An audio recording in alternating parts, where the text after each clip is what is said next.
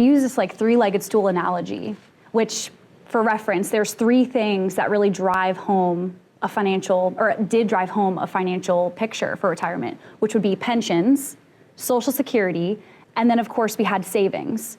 Well, if pensions are gone and Social Security's suspect, we'll call it suspect, we don't think it's gonna go away completely because then everyone's on the government's hands at that point. Right. That leaves personal savings.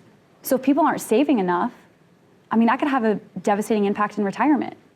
Absolutely, and that's the advantage of seeking out a financial advisor such as us. Mm-hmm. We can help you get on that right track. We can talk brutal honesty and put all this in a financial plan for you and discuss actual numbers and actual probability of success. So that's why wherever you fit on this chart, especially I'd say that even the Gen Z and the millennials, even though they have a longer timeline, they need to talk to a financial plan. They need to talk to a financial advisor sooner than later, right, to get them on the right on the right path. I mean, the sooner the better. And to touch on inflation, I mean the headline of this article right here is that Americans say they need $2.2 million to be considered wealthy.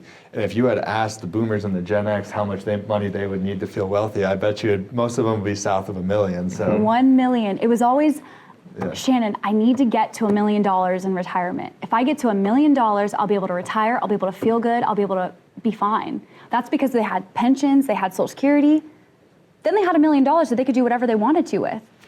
$1 million, though, realistically could probably generate about $40,000 a year for someone. That's the 4% rule, right? Where we take 4% of the savings and we're saying, okay, how much can our $1 million generate for us? Now, of course, through planning, you might be able to get more, but generally $1 million is going to generate $40,000.